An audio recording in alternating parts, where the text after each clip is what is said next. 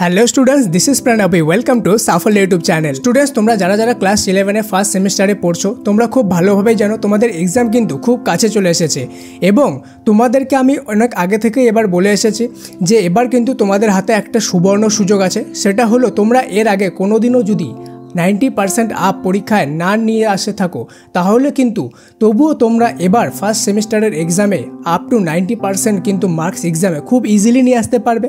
কেন নিয়ে আসতে পারবে? কেন কি এবার তোমাদের মোস্ট অফ দ্য কোশ্চেন কিন্তু শর্ট কোশ্চেন বেস, অর্থাৎ এমসিকিউ এবং শূন্যস্থান। তো তোমরা যারা ভালোভাবে এমসিকিউ এবং শূন্যস্থানগুলো শুধুমাত্র প্র্যাকটিস করে যাবে চ্যাপ্টার ওয়াইজ, তাহলে কিন্তু তোমরা খুব সহজেই আপ টু 90% কমন এবং অনেকজন 100তে 100 পেয়ে যাবে এবং সবাইকে দেখে দিতে পারবে যে তুমিও কিন্তু অনেক ভালো মার্কস একটা আনতে পারো। কিন্তু তার জন্য তোমাকে একটা জিনিস ফলো করতে হবে, সেটা হলো আমাদের ভিডিওগুলো কন্টিনিউ ফলো করতে হবে। কেন কি তোমরা যদি মনে করো আজকে আমি যেই টপিকটা নিয়ে আলোচনা করব সেটা হলো ইতিহাসের ফার্স্ট চ্যাপ্টার। ইতিহাসের ফার্স্ট চ্যাপ্টারে তোমাদের মোটামুটি 700 থেকে 800 কোশ্চেন তোমাদেরকে কিন্তু প্রিপারেশন নিতে হবে। কিন্তু যদি আমাদের ভিডিওগুলো ভালোভাবে ফলো করো তাহলে কিন্তু আজকের ভিডিওতে আমি দেবো তোমাদেরকে 30টা মোস্ট ইম্পর্টেন্ট কোশ্চেন তোমাদের ইতিহাসের ফার্স্ট চ্যাপ্টারের ইতিহাস চেতনা থেকে।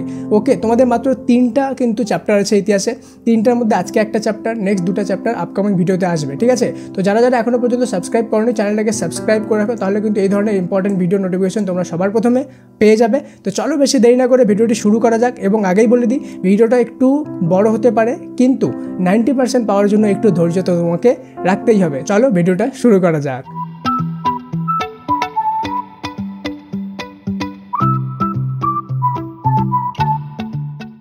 তো স্টুডেন্টস, আজকে আমাদের সবার প্রথম কোশ্চেন হলো ইতিহাসের জনক কাকে বলা হয়?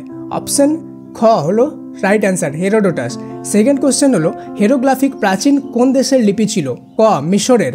ওকে, 3 নম্বর কোশ্চেন হলো পৃথিবীর প্রাচীনতম মহাকাব্য হলো, অ্যান্সার হবে গিলগামেশ। ওকে, 4 নম্বর হলো মেঘদূতের রচয়িতা ছিলেন, অ্যান্সার কালিদাস। ওকে, 5 নম্বর মুদ্রারাক্ষস গ্রন্থের রচয়িতা, অ্যান্সার হবে ক নাম্বার বিশাখ দত্ত। ওকে, তোমরা কিন্তু এগুলো নোট ডাউন করো এবং তোমরা শুধুমাত্র অ্যান্সারগুলো লিখবে, অপশনগুলো লেখার তোমাদের কোনো দরকার নেই। ওকে, 6 নাম্বার হলো ওয়েলথ অফ নেশন গ্রন্থের লেখককে? অ্যান্সার হলো অ্যাডাম স্মিথ। 7 নাম্বার হলো বাবরনামা গ্রন্থের রচয়িতা? অপশন অ্যান্সার হলো জাহিরউদ্দিন মোহাম্মদ বাবর। ওকে, আকবরনামা গ্রন্থটি কে লিখেছেন? রাইট অ্যান্সার হলো আবুল ফজল। ওকে, 9 নাম্বার মানুষ পশুপালন করতে শিখেছিলেন কোন যুগে? ওকে, এটা খুবই ইম্পর্টেন্ট একটা কোশ্চেন, মধ্যপ্রস্তর যুগে। 10 যানবাহনের চাকা আবিষ্কার করা হয় কোন যুগে? নব্যপ্রস্তর যুগে। এটাও খুব ইম্পর্টেন্ট কোশ্চেন। ওকে, তো ভিডিওতে আগে যাওয়ার আগে বলে দিই, যারা এখনও পর্যন্ত সাফল্য ফর ক্লাস 11 অ্যাপটি ইনস্টল করেনি, ইনস্টল করে নাও। এবং যারা অলরেডি ইনস্টল করেছো তাদের জন্য কিন্তু একটা নতুন আপডেট এসেছে, সেখানে কিন্তু সব রকম তোমাদের যত কিছু দরকার মক টেস্ট থেকে শুরু করে ইম্পর্টেন্ট সব কিছু সেখানে আছে। তো আপডেট করে নাও, অথবা না ইনস্টল করে থাকলে প্লে স্টোরে যাও, ফ্রিলি প্লে স্টোর থেকে ফ্রি অফ কস্ট এটাকে ইনস্টল করে নাও। এখানে তোমাদের ক্লাস 11 সব রিসোর্সেস সম্পূর্ণ বিনামূল্যে তোমরা কিন্তু পেয়ে যাবে। ওকে, নেক্সট কোশ্চেন হলো কোন যুগে মানুষ প্রথম বস্ত্র বয়নের ব্যবহার শুরু হয়? বস্ত্র বয়ন অর্থাৎ কাপড় বানানো। ওকে, নব্যপ্রস্তর যুগে। এরপরে কোশ্চেন হলো আগুনের ব্যবহার কোন যুগের অন্যতম বৈশিষ্ট্য? এটাও সেম, নব্যপ্রস্তর যুগে। এগুলো খুব ইম্পর্টেন্ট কোশ্চেন। ঠিক আছে, মানুষের আবিষ্কৃত প্রথম ধাতুটি কি? তামা। ঠিক আছে, এগুলো ইম্পর্টেন্ট কোশ্চেন, প্লাস এগুলো কিন্তু খুব ইন্টারেস্টিং কোশ্চেন, তাই না? মানুষের সর্বপ্রথম কোন ফসলের চাষ করে? সবার প্রথম মানুষ কোন ফসলের চাষ করেছিল? জবের। ওকে, ধান গম না, জব। ভারতের আবিষ্কৃত প্রাচীনতম গ্রামীণ সভ্যতার নাম কি? মেহেরগড় সভ্যতা। ওকে, আবিষ্কৃত অর্থাৎ এখনও পর্যন্ত মানুষ খুঁজতে পেরেছে সবচেয়ে প্রাচীনতম সভ্যতা, সেটা হলো মেহেরগড় সভ্যতা।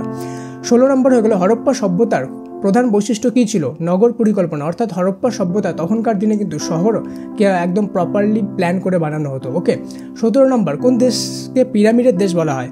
অপশন রাইট অ্যান্সার হলো মিশর। ওকে, 18 নম্বর রূপক নামক মুদ্রা কার আমলে প্রচলিত হয়েছিল? অ্যান্সার হলো দ্বিতীয় চন্দ্রগুপ্ত। 19 নম্বর দিনার নামক মুদ্রার ব্যবহার কোন যুগে প্রচলিত ছিল? রাইট অ্যান্সার হলো কুষাণ যুগে। 20 নম্বর বৌদ্ধদের মূল গ্রন্থের নাম কি ছিল? রাইট অ্যান্সার হলো ত্রিপিটক। ওকে, তো এখনও পর্যন্ত যারা লাইক করোনি লাইক করে দাও, কেন কি এইসব কিছু তোমাদের জন্যই বানানো। ওকে, তাই আমাদেরকে সাপোর্ট করার জন্য অবশ্যই ভিডিওটাকে লাইক করো এবং সাবস্ক্রাইব না করে থাকলে কিন্তু অবশ্যই সাবস্ক্রাইব করে নাও। ঠিক আছে, এই ধরনের ভিডিওটা কিন্তু তোমরা কন্টিনিউ পেতে থাকবে। ওকে, এরপরে ভারতের জাতীয় মহাকাব্যের নাম কি? ওকে, মহাভারত। এটা খুবই ইম্পর্টেন্ট কোশ্চেন, জাতীয় মহাকাব্য ভারতের। ওকে, নেক্সট হয়ে গেল মহাভারতের রচয়িতা কে? বেদব্যাস। ওকে, এরপরে হয়ে গেল রামায়ণের রচয়িতা কে? রাইট অ্যান্সার হলো মহর্ষি বাল্মীকি। এটা হয়তো তোমরা আগে থেকেও জানো। রামচরিত মানস গ্রন্থের রচয়িতা কে? তুলসীদাস। এটা খুব ইম্পর্টেন্ট কোশ্চেন। ওকে, এরপরে চলে আসলো অর্থশাস্ত্র গ্রন্থের রচয়িতা কে? অর্থশাস্ত্র গ্রন্থের রচয়িতা কৌটিল্য বা চাণক্য।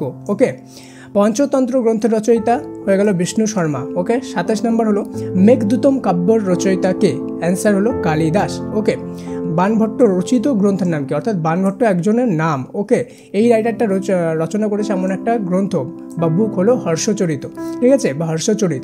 বাবর নামক গ্রন্থটির অপর নাম কি? তুজুক ই বাবরি। ওকে, 30 নম্বর হলো তুজুক ই জাহাঙ্গীরি গ্রন্থটির রচয়িতা কে ছিলেন? ঠিক আছে, এখানে দেখো জাহাঙ্গীরি যেহেতু শব্দটা আছে, এটা থেকে মাথার মধ্যে রাখবা, এটা রচয়িতা হলো জাহাঙ্গীর। ওকে, তো এটা হলো তোমাদের ফার্স্ট তোমাদের চ্যাপ্টারের, ঠিক আছে, ইম্পর্টেন্ট 30টা কোশ্চেন। তো এবং তোমাদের কিন্তু সেকেন্ড চ্যাপ্টার আছে, থার্ড চ্যাপ্টারও আছে, সেগুলোর কিন্তু তোমাদেরকে দরকার যদি তোমরা 90% পেতে চাও। তো সাবস্ক্রাইব করে নাও এবং নেক্সট ভিডিওগুলোর জন্য অবশ্যই তোমরা দেখবে নেক্সট ভিডিওগুলো, সেগুলোতে কিন্তু বাকি চ্যাপ্টারগুলোরও কিন্তু ইম্পর্টেন্ট কোশ্চেন দিয়ে দেবো। তো দেখা হচ্ছে পরের আরও একটা ইন্টারেস্টিং ভিডিওতে। Thank you so much, may God bless you all.